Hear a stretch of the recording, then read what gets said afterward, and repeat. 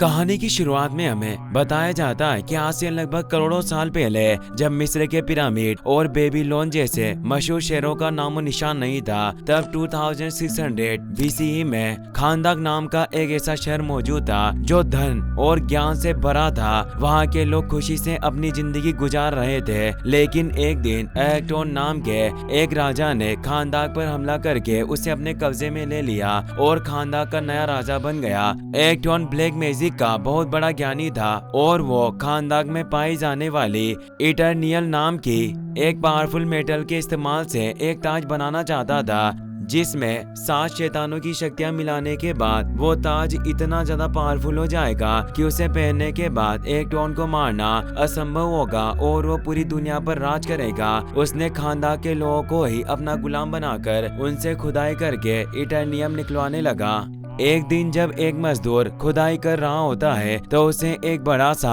इटेरियम का पत्थर मिलता है, जिससे वो बहुत खुश होता है क्योंकि उसे लगता है कि इसके लिए राजा एक्टोन उसे इनाम देगा। लेकिन रास्ते में बाकी के मजदूर उससे वो इटेरियम का पत्थर छीनने लगे। वो इनाम के लालच में अंधे हो चुके थे। तभी वहाँ एक लड़का आ जाता है जो उन्हें ऐसा करने से रोकता है और उस मजदूर के साथ एक सैनिक के पास जाता है। सैनिक इटेरियम के बड़े से पत्थर को देखकर बहुत खुश होता है और मजदूर को वहां से जाने को कहता है। वो मजदूर जब इटेरियम के बड़े से पत्थर को ढूंढने के बदले इनाम की मांग करता है तो सैनिक उसे मारकर चट्टान से नीचे फेंक देता है। और जब वो उस लड़के को मारने के लिए उसकी तरफ बढ़ता है तो वहां पर उस लड़के के डैड आ जाते हैं, जो सैनिक से माफी मांगकर अपने बेटे को बचाकर ले जाते हैं और समझाते हैं कि तुम्हें सिर्फ अपने काम से काम रखना चाहिए। लेकिन उस लड़के के अंदर आजादी की ज्वाला जल रही थी, इसीलिए वो अपने डेट की बातों पर ज्यादा ध्यान नहीं देता और सैनिक से इटर्नियम को छीनकर बाकी के सैनिकों से बचता हुआ चट्टान के ऊपर आ जाता है और सभी मजदूरों को आजादी का संकेत देता है। उस लड़के को ऐसा करता देख बाकी के मजदूर भी उसके समर्थन में अपने हाथ उठाते हैं। इसके बाद सैनिक उस लड़के को पकड़कर राजा के सामने पेश करते हैं, जहाँ पर राजा उसे मौत की सजा सुनाता है। लेकिन इससे पहले कि सैनिक उसे मारता, वो लड़का अचानक से वहाँ से गायब हो जाता है और 7 जादूगर की गुफा में पहुंच जाता है। दरअसल 7 जादूगर ने लड़के की बहादुरी और उसकी ईमानदारी को देखते हुए उसे अपनी पावर देने का डिसाइड किया होता है ताकि वो बुरी शक्तियों से दुनिया की हिफाजत कर सके। 7 जादूगरों की पावर मिलने के बाद वो लड़का काफी ज्यादा पावरफुल बन गया। वहीं दूसरी तरफ एक्टोन का वो जादुई ताज भी बनकर तैयार हो जाता है। लेकिन इससे पहले कि वो उसे पहनता, वहां पर वो लड़का भी आ जाता है जो 7 जादूगरों की पावर मिलने के बाद डेथ एडम के नाम से जाना जाता है। एक्टोन डेथ एडम को रोकने के लिए ताज के पावर का इस्तेमाल करता है, लेकिन एक्टोन और डेथ एडम के बीच में हुई इस खतरनाक फाइट में एक्टोन मारा जाता है। जादूगर उसके ताज को छिपा देते हैं ताकि कोई उसका गलत इस्तेमाल ना कर सके। इसके बाद किसी ने कभी भी डेथ एडम को नहीं देखा और किसी को नहीं पता कि वो कहाँ गायब हो गया। फिर हमें 5000 साल बाद का समय दिखाया जाता है। खानदाक शहर पर अब एक आतंकी संगठन का कब्जा है, जिन्हें इंटरगैंग के नाम से जाना जाता है। फिर हम एडेना नाम की एक लड़की को देखते हैं जो एक आर्कियोलॉजिस्ट होती है और वो अपनी टीम के साथ एक्टोन का जादुई ताज ढूंढने की कोशिश कर रही थी, क्योंकि अगर वो ताज इंटरगैंग के हाथ लग गया तो उन्हें रोकना इम्पॉसिबल होगा। एडेना इंटरगैंग की नजर में एक वांटेड होती है और जब इंटरगैंग का ऑफिसर एडेना के गाड़ी की चेकिंग कर रहा होता है कि तभी वहां पर एडेना का बेटा आ जाता है, जो ऑफिसर को अपने बातों में फंसा कर रखता है और एडेना अपने दोस्तों के साथ वहां से निकल जाती है। अब ये लोग खानदान के एक पुरानी पहाड़ी के पास आ जाते हैं, क्योंकि एडेना को पूरा विश्वास होता है कि जादुई ताज इसी पहाड़ी की गुफा के अंदर है। इसके बाद एडेना अपने दोस्तों के साथ गुफा के अंदर आ जाती है, जहाँ पर काफी मुश्किलों के बाद आखिरकार इन्हें वो जादुई ताज मिल जाता है, जिसे पाकर एडेना बहुत खुश होती है। लेकिन यहाँ पर हमें पता चलता है कि एडेना का एक साथी जिसका नाम इस्माइल होता है वो इंटरगैंग से मिला होता है, जिसकी वजह से वो अपने एक साथी को मारकर पहाड़ी से नीचे फेंक देता है और इंटरगैंग को एडेना की लोकेशन बता देता है। अगले ही पल वहाँ पर इंटरगैंग वाले आ जाते हैं जो एडेना को ताज देने को कहते हैं, लेकिन एडेना उन्हें ताज देने के बदले नीचे लिखे हुए मंत्रों को पढ़ने लगती है और जैसे ही वो शजेम बोलती है वहाँ पर डेथ एडम आ जाता है। डेथ एडम को देखकर इंटर गैंग का ऑफिसर अपने सोल्जर्स को उसे गिरफ्तार करने के लिए भेजता है, लेकिन डेथ एडम उस सोल्जर को बहुत ही बुरी तरह से मारता है और इसके बाद वो एक एक करके सारे सोल्जर्स को मारना स्टार्ट कर देता है। इस फाइट के दौरान जब एक चट्टान एडेना के ऊपर गिरने वाली होती है तो डेथ एडम अपनी पावर के इस्तेमाल से उस चट्टान को तोड़कर एडेना की जान बचा लेता है। ब्लैक एडम इस समय पूरे 5000 सालों के बाद जागा होता है, लेकिन उसे इस बारे में कोई भी जानकारी नहीं होती और उसे लग रहा होता है कि इंटर गैंग के लोग राजा अक्तोम के सैनिक हैं, इसीलिए उन्हें बहुत ही बुरी तरीके से मार रहा होता है। गुफा के अंदर इंटर गैंग के सारे सोल्जर्स को मारने के बाद जब डेथ एडम गुफा से बाहर आता है तो वहाँ पर डेथ एडम को मारने के लिए इंटर गैंग की एक पूरी पलटन आई होती है, जिसमें मिलिट्री हेलीकॉप्टर भी शामिल होते हैं, लेकिन डेथ एडम एक एक करके उन सभी को खत्म कर देता है। अब एडेना जब अपने दोस्तों के साथ गाड़ी में बैठी होती है कि तभी वहाँ पर डेथ एडम आ जाता है और इन्हें देखने लगता है, क्योंकि उसे समझ में नहीं आ रहा होता कि ये लोग उसके दोस्त हैं या दुश्मन। डेथ एडम के ऐसे देखने से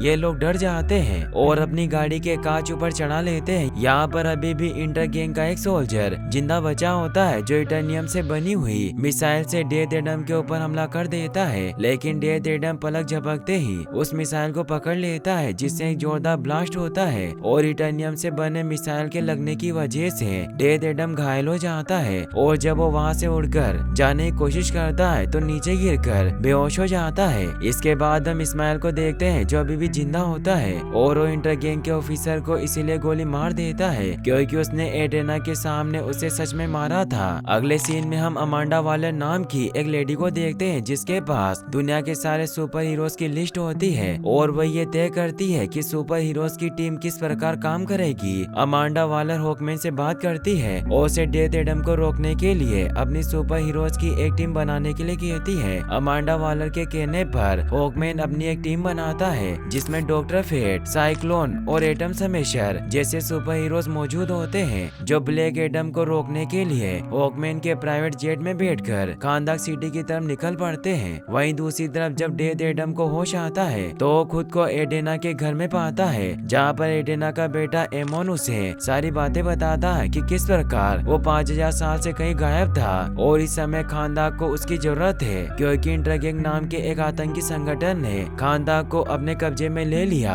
लेकिन डेथ एडम को इन सब बातों से कोई फर्क नहीं पड़ता क्योंकि अब वो खानदाक को अपना शहर नहीं मानता और न ही यहाँ के लोगों को इंटर गैंग से बचाना चाहता है। ब्लैक एडम दीवार को तोड़ता हुआ एडेना के कमरे में आ जाता है जहाँ पर वो ताज के बारे में जानकारी इकट्ठा करने की कोशिश कर रही होती है और जब डेथ एडम एडेना के भाई को टीवी देखते हुए देखता है तो उसे लगता है कि वो एक जादूगर है क्योंकि उसके समय में टीवी नहीं हुआ करता था, इसीलिए उस टीवी को तोड़ देता है। एडेना डेथ एडम से खानदाक सिटी को इंटर गैंग से बचाने के लिए कहती है क्योंकि डेथ एडम खानदाक का असली मसीहा है और हजारों सालों से खानदाक के लोग उसका इंतजार कर रहे हैं, लेकिन वो एडेना की बातों का जवाब दिए बिना ही दीवार तोड़कर बाहर आ जाता है और इस नए खानदाक सिटी को देखने लगता है। वहीं दूसरी तरफ हॉकमैन की टीम भी लगातार खानदाक की तरफ बढ़ रही होती है। अब एमोन डेथ एडम को खानदाक का हीरो दिखाने के लिए इंटर गैंग के एक सोल्जर को मारकर भागने लगता है और डेथ एडम को अपनी मदद करने के लिए बुलाता है ताकि डेथ एडम इंटर गैंग के ऑफिसर्स को मारकर खानदाक के लोगों के लिए हीरो बन जाए। अब इंटर गैंग का सोल्जर एमोन और एडेना को मारने वाला होता है कि तभी वहाँ पर डेथ एडम आ जाता है जो एमोन और एडेना को बचा लेता है और एक एक करके इंटर गैंग के सारे सोल्जर्स को मारना शुरू कर देता है। अब डेथ एडम जब इंटर गैंग के 2 सोल्जर्स को मारने के लिए उन्हें लेकर आसमान में आता है तो वहाँ पर हॉकमैन भी अपनी टीम के साथ आ जाता है। हॉकमैन को देखकर डेथ एडम इंटर गैंग के दोनों सोल्जर्स को नीचे फेंक देता है, लेकिन हॉकमैन उन दोनों को बचा लेता है। अब डॉक्टर फेट भी डेथ एडम को रोकने के लिए शिप से बाहर चले जाते हैं और एटम स्मैशर और साइक्लोन को रेडी रहने के लिए कहते हैं। हॉकमैन जब इंटर गैंग के दोनों सोल्जर्स को बचाकर नीचे ले आता है तो खानदाक के लोग हॉकमैन का विरोध करने लगते हैं क्योंकि उनका कहना होता है कि हॉकमैन ने गलत लोगों को बचाया है, जिस पर हॉकमैन कहता है कि किसी को मारना हमारा काम नहीं है।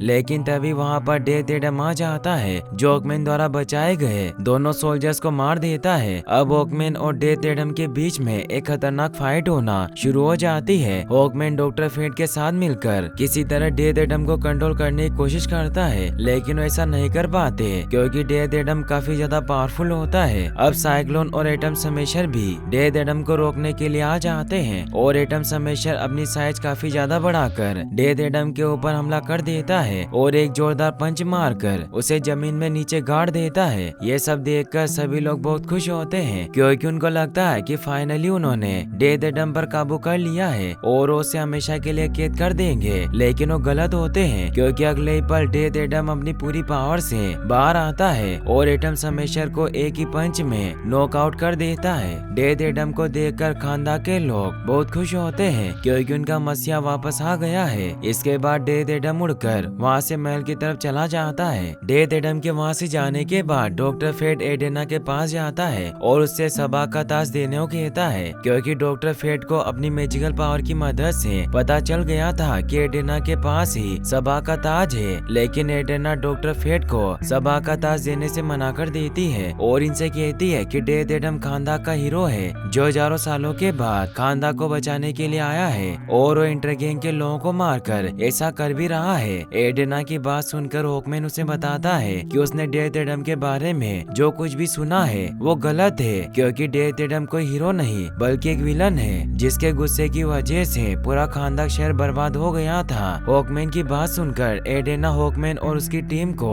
डेथ एडम से मिलाने के लिए खानदान के पुराने महल में ले आती है। यहाँ पर एडेना डेथ एडम से कहती है कि मुझे पता चल गया कि तुम कोई हीरो नहीं हो क्योंकि तुम्हारे गुस्से की वजह से ही तुम्हारी शक्तियाँ बेकाबू हो गई थी और खानदान में तबाही लेकर आई थी। एडेना की बात सुनकर डेथ एडम कहता है कि मैंने कभी भी हीरो होने का दावा नहीं किया, जिस पर एडेना कहती है कि भले ही तुम पहले हीरो ना रहे हो लेकिन अब बन सकते हो क्योंकि तुमने बिना कुछ सोचे समझे गुफा में मेरी जान बचाई थी, यानी कि तुम में अभी भी अच्छाई मौजूद है। अब डॉक्टर फेट और हॉकमैन भी डेथ एडम को शजेम बोलने के लिए कन्विंस करने लगते हैं क्योंकि शजेम बोलते ही डेथ एडम अपनी पावर खो देगा और अपनी रियल फॉर्म में वापस आ जाएगा, जिसके बाद ये लोग उसे हमेशा के लिए कैद कर देंगे क्योंकि इनको डर होता है कि कहीं डेथ एडम गुस्से में आकर तबाही मचाना स्टार्ट ना कर दे। वहीं दूसरी तरफ हम एमोन को देखते हैं जो सबा का ताज लेकर अपने घर आ जाता है जहाँ पर इस्माइल पहले से ही एमोन का इंतजार कर रहा होता है। दरअसल इस्माइल वही व्यक्ति होता है जो एडेना को गुफा में लेकर गया था और वो इंटरगैंग से भी मिला हुआ होता है और वो किसी तरह सबा का ताज पहनकर पावरफुल बनना चाहता है क्योंकि इस्माइल अख्तोन का आखिरी वंशज बचा होता है और सबा के ताज पर उसी का हक होता है। इस्माइल एमोन से ताज देने के लिए कहता है लेकिन इससे पहले कि एमोन इस्माइल को सबा का ताज देता, एडेना का भाई इस्माइल पर हमला कर देता है और एमोन को वहाँ से भागने के लिए कहता है लेकिन इस दौरान उसे गोली लग जाती है जिसकी वजह से वो घायल हो जाता है और एमोन किसी तरह इस्माइल से छुपकर एडेना को कॉल करके बता देता है कि उसकी जान खतरे में है। ये सुनकर एडेना डेथ एडम से एमोन की जान बचाने के लिए रिक्वेस्ट करती है, जिसके बाद डेथ एडम एमोन की जान बचाने के लिए वहाँ से निकल पड़ता है। अगले सीन में हम एमोन को देखते हैं जो इस्माइल और इंटरगैंग के लोगों से बचकर किसी तरह भागने की कोशिश कर रहा होता है लेकिन इंटरगैंग का एक सोल्जर उसे पकड़ लेता है और अब यहाँ पर डेथ एडम भी आ जाता है जो एमोन को बचा लेता है और एक एक करके इंटरगैंग के सारे सोल्जर्स को मारना स्टार्ट कर देता है। इस दौरान एमोन अकेला बचा होता है और इसी मौके का फायदा उठाकर इस्माइल एमोन को किडनैप कर लेता है और उसे लेकर वहाँ से निकल जाता है। डेथ एडम को जब पता चलता है कि एमोन वहाँ पर नहीं है तो एक एक करके इंटरगैंग के सारे सोल्जर्स को मारना शुरू कर देता है और उनके एडवांस फ्लाइंग ऑब्जेक्ट में एमोन को ढूंढता है। अब हॉकमैन, एटम स्मैशर और साइक्लोन भी इंटरगैंग के लोगों पर हमला करके एमोन को ढूंढने की कोशिश करने लगते हैं क्योंकि एमोन किसी भी फ्लाइट ऑब्जेक्ट में हो सकता है। इस दौरान हॉकमैन और डेथ एडम के बीच में हल्की नोकझोंक भी होती है क्योंकि हॉकमैन बिना किसी को नुकसान पहुंचाए एमोन को ढूंढना चाहता है। वहीं डेथ एडम को जिस भी फ्लाइंग ऑब्जेक्ट में एमोन नहीं मिल रहा होता वो उस फ्लाइंग ऑब्जेक्ट के पायलट को मार देता है। अंत में सिर्फ एक ही फ्लाइंग ऑब्जेक्ट बचता है और डेथ एडम को पूरा विश्वास होता है किसी के अंदर एमोन है, इसीलिए उस फ्लाइंग ऑब्जेक्ट का पीछा कर रहा होता है। फ्लाइंग ऑब्जेक्ट का पायलट जब अपने पीछे डेथ एडम को आता हुआ देखता है तो अपने शिप की स्पीड फुल कर देता है, जिसकी वजह से उसकी शिप साउंड के स्पीड से भी कई गुना तेज स्पीड से ट्रेवल करने लगती है। लेकिन डेथ एडम इससे भी तेज स्पीड में उड़कर शिप को पकड़ लेता है और ये लोग मात्र 9 सेकंड में इजिप्ट से चाइना आ जाते हैं। डेथ एडम शिप को क्रैश होने से बचा लेता है क्योंकि शिप के क्रैश होने से एमोन की जान भी जा सकती थी, लेकिन जब वो फ्लाइंग ऑब्जेक्ट के अंदर देखता है तो उसमें एमोन नहीं होता, जिस बात पर पर गुस्सा होकर डेथ एडम पायलट को मार देता है। अब डॉक्टर फेट अपने मैजिक की मदद से डेथ एडम से संपर्क करते हैं और उसे पकड़े गए इंटर गैंग के ऑफिसर्स को लाने के लिए कहते हैं ताकि उसका माइंड पढ़कर ये पता लगा सके कि इस्माइल ने एमोन को कहाँ रखा है। लेकिन अब ऐसा पॉसिबल नहीं होता क्योंकि डेथ एडम ने पायलट को मार दिया है। इसके बाद हम एडेना के भाई को देखते हैं जिसे डॉक्टर फेट ने बचा लिया था और अब हॉकमैन के शिप में साइक्लोन उसका इलाज कर रही होती है। अगले सीन में हम एडेना को देखते हैं जो एमोन के नाम मिलने से बहुत दुखी होती है कि तभी वहाँ पर हॉकमैन इंटर गैंग के 2 सोल्जर्स को लेकर आ जाता है और डॉक्टर फेट से उनसे पूछताछ करने के लिए कहता है। उन दोनों गुंडों को देखकर एडेना गुस्से में आ जाती है और उन्हें मारकर एमोन के बारे में पूछने लगती है। एडेना को ऐसा करता देखकर डेथ एडम उसे रोकता है और खुद उन दोनों को लेकर आसमान की गहराइयों में आ जाता है और उनसे कहता है कि जो भी पहले एमोन के बारे में बताएगा वो बच जाएगा और दूसरा मारा जाएगा। अब एक सोल्जर जब बताने से मना कर देता है तो डेथ एडम उसे नीचे फेंक देता है, जिसे देखकर दूसरा सोल्जर डेथ एडम को जल्दी से एमोन के लोकेशन के बारे में बता देता है, लेकिन फिर भी डेथ एडम उसे नीचे फेंक देता है। अब इससे पहले कि नीचे गिरने से उन दोनों की डेथ होती, हॉकमैन उन्हें बचा लेता है। अब हॉकमैन और डेथ एडम के बीच में एक बार फिर से फाइट होना शुरू हो जाती है क्योंकि दोनों के विचार एक दूसरे से बिल्कुल अलग होते हैं। फाइट के दौरान डेथ एडम का पंच एक ऐसे मेटल पर पड़ता है जिससे डेथ एडम को चोट लगती है और जब हॉकमैन उस मेटल को बाहर निकालता है तो पता चलता है कि वो मेटल और कोई नहीं बल्कि टाइटेनियम से बना सबा का ताज है। ताज को देखकर एडेना कहती है कि हमें इस ताज को छुपा कर रखना चाहिए क्योंकि इंटर गैंग इसी ताज को हासिल करना चाहता है, लेकिन हॉकमैन चाहता है कि एडेना उस ताज को उसके हवाले कर दे ताकि उसे एक सुरक्षित स्थान पर रख सके। एडेना ऐसा करने से साफ साफ मना कर देती है और इनसे कहती है कि जब तक एमोन नहीं मिल जाता ताज उसी के पास रहेगा और डेथ एडम हॉकमैन और उसकी टीम के साथ मिलकर लड़ेगा। एडेना की इस बात पर सभी लोग राजी हो जाते हैं और हॉकमैन की शिप में बैठकर अल हल्दिया माइन की तरफ निकल पड़ते हैं क्योंकि इंटर गैंग के गार्ड से इन्हें पता चला होता है कि इस्माइल ने एमोन को वहीं पर छुपा कर रखा है। रास्ते में डॉक्टर फेट हॉकमैन को समझाते हैं कि हमें डेथ एडम से नहीं बल्कि डेथ एडम के साथ मिलकर लड़ना चाहिए क्योंकि ऐसा करने से हमारा ही फायदा है। अब ये लोग उस जगह पर पहुंच जाते हैं जहां पर इस्माइल ने एमोन को बंदी बनाकर रखा होता है। सबसे पहले हॉकमैन प्लान बनाता है कि ये लोग इंटर गैंग के लोगों पर किस तरह से हमला करेंगे, लेकिन डेथ एडम हॉकमैन की बातों पर ज्यादा ध्यान नहीं देता और अकेले ही एमोन को बचाने के लिए निकल पड़ता है। डेथ एडम बड़ी आसानी से इंटर गैंग के सोल्जर्स को मारते हुए आगे बढ़ रहा होता है और जल्दी वो उस जगह पर पहुंच जाता है जहां पर इस्माइल ने एमोन को बंदी बनाकर रखा होता है। लेकिन इससे पहले क्यों एमोन को इस्माइल के कब्जे से छुड़ाता, वो एक सुरक्षा कवच से टकराकर नीचे गिर जाता है क्योंकि वो सुरक्षा कवच प्योर टाइटेनियम से बना होता है। अब यहाँ पर एडेना और हॉकमैन अपनी टीम के साथ आ जाते हैं। इस्माइल एडेना से एमोन के बदले सबा का ताज मांगता है जिस पर एडेना राजी हो जाती है क्योंकि वो किसी भी तरह एमोन को बचाना चाहती है। एडेना की बात सुनकर इस्माइल बहुत खुश होता है और वो कुछ ही समय के लिए सुरक्षा कवच को बंद कर देता है और एडेना को अंदर आने देता है, लेकिन जैसे ही एडेना उसे सबा का ताज देती है वो अपना वादा भूल जाता है और एमोन को आजाद करने के बजाय उसे शूट कर देता है। लेकिन इससे पहले कि गोली एमोन को लगती, डेथ एडम अपनी फास्ट स्पीड का इस्तेमाल करके एमोन को बचा लेता है। इस समय डेथ एडम बहुत ज्यादा गुस्से में होता है और उसकी पावर इतनी ज्यादा बढ़ जाती है कि चारों तरफ बिजली की लपटें दौड़ने लगती है। हॉकमैन एडेना को, एडम हमेशा साइक्लोन को और डॉक्टर फेट एमोन को बचा लेते हैं और डेथ एडम के बेकाबू ही शक्तियों की वजह से एक जोरदार ब्लास्ट होता है और इस्माइल के साथ ही उसके सारे लोग मारे जाते हैं। इसके बाद डेथ एडम वहाँ से चला जाता है जिसके पीछे हॉकमैन भी जाता है और बाकी के लोग एमोन के साथ हॉकमैन के शिप में आते हैं क्योंकि इस समय एमोन की हालत काफी ज्यादा खराब होती है। अगले सीन में हम डेथ एडम को देखते हैं जो खानदान के पुराने महल के खंडर में खड़ा होता है जहाँ पर उसके साथ हॉकमैन भी होता है। डेथ एडम हॉकमैन को बताता है कि उसके गुस्से की वजह से बेकाबू ही शक्तियों से कई लोगों की जान गई है और यहाँ पर डेथ एडम हॉकमैन को ये भी बताता है कि किस प्रकार जब जादूगरों ने उसके बेटे को सुरमा चुना तो राजा अख्तोम ने गुस्से में उसकी मोम को मार दिया और उसे भी बहुत बुरी तरीके से पीटा। जब उसके बेटे ने उसकी ऐसी हालत देखी तो उसने उसे बचाने के लिए अपनी शक्तियां उसे दे दी जिसकी वजह से वो डेथ एडम बन गया और मैं असली सुरमा नहीं हूँ बल्कि मेरा बेटा था जिसकी खानदान में मूर्ति बनी हुई ही है और उसने मुझे बचाने के लिए अपनी शक्तियाँ मुझे दे दी। लेकिन उसी समय अख्तोम के सैनिकों ने तीर से हमला करके मेरे बेटे को मार दिया, जिससे मुझे बहुत दुख हुआ और मैंने गुस्से में अख्तोम के साथ ही उसके पूरे साम्राज्य को भी खत्म कर दिया। लेकिन अब मैं दोबारा ऐसा नहीं करना चाहता, इसीलिए ओकमेन से कहता है कि जब मैं शजेम बोलकर अपने रियल फॉर्म में वापस आऊं तो तुम इस बात का ध्यान रखना कि मैं दोबारा से शजेम ना बोल पाऊं। अब डेथ एडम के शजेम बोलते ही वो अपने रियल फॉर्म में वापस आ जाता है और उसकी सारी पावर चली जाती है। जिसके बाद ओकमेन डेथ एडम को समुद्र के बीच में बने अपने अंडरग्राउंड टनल में ले आता है, जहाँ पर उसने सबसे खतरनाक मुजरिमों को कैद किया हुआ था। यहाँ पर डेथ एडम को इस प्रकार से कैद किया जाता है कि वो हर समय बेहोशी की हालत में ही रहे और वो अपने मुंह से एक भी शब्द ना बोल पाए। वहीं दूसरी तरफ एमोन भी इलाज से बिल्कुल ठीक हो जाता है। अब एडेना जब सबा के ताज को उल्टा करके पढ़ती है तो ताज पर लिखे गए शब्दों को पढ़कर पूरी तरह से हैरान होती है, क्योंकि उस पर लिखा होता है मौत ही जिंदगी की आखिरी मंजिल है। यानी कि इस्माइल ने सबा का ताज हासिल करने के बाद जानबूझकर एमोन पर गोली चलाई थी ताकि डेथ एडम उसे मार दे, क्योंकि उसे पता था कि डेथ एडम के मारने के बाद वो मरकर अंत की पहाड़ी पर पहुंच जाएगा,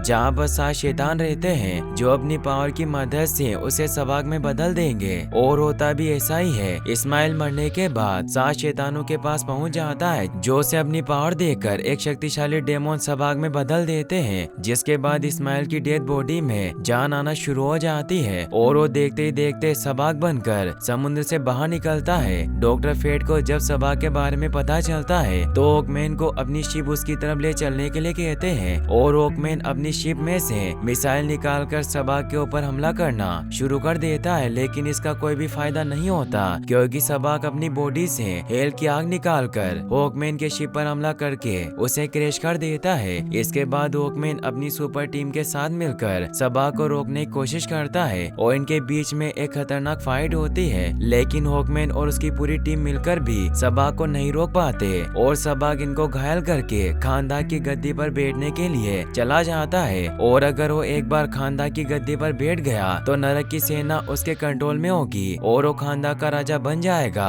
सबाक के वहाँ से जाने के बाद ओकमेन एक बार फिर से अपनी टीम के साथ उसे रोकने के लिए जाता है, लेकिन डॉक्टर फेट अपने मैजिक की मदद से एक जादुई दीवार बना देते हैं जिसके उस पार उनके सिवा कोई भी नहीं जा सकता। दरअसल डॉक्टर फेट ऐसा इसलिए करते हैं ताकि ओकमेन जिंदा रह सके और सबाक को हराया जा सके, क्योंकि उन्होंने भविष्य देखकर पता लगाया होता है कि सबाक से लड़ने के दौरान उनकी टीम का एक मेंबर मारा जाएगा। हालांकि ओकमेन दीवार तोड़ने की काफी कोशिश करता है, लेकिन इसका कोई भी फायदा नहीं होता। अब डॉक्टर फेट और सबाक के बीच में फाइट होना शुरू हो जाती है और डॉक्टर फेट अपना छलावा बनाकर सबाक को रोकने की कोशिश कर रहे होते हैं, लेकिन उन्हें पता होता है कि वो ज्यादा देर तक सबाक को नहीं रोक पाएंगे। इसीलिए अपनी मैजिकल पावर की मदद से डेथ एडम को आजाद कर देते हैं, क्योंकि अब सिर्फ डेथ एडम ही सबाक को रोक सकता है। डेथ एडम आजाद होने के बाद सिक्योरिटी गार्ड्स को मारकर समुद्र से ऊपर आने लगता है और वहीं दूसरी तरफ सबाक डॉक्टर फेट को मार देता है और फाइनली खानदान की गद्दी पर बैठ जाता है। खानदान की गद्दी पर बैठते ही सबाक पहले से भी काफी ज्यादा पावरफुल बन जाता है और ओकमेन की टीम को दूर फेंक देता है। अब पूरे शहर में नरक की सेना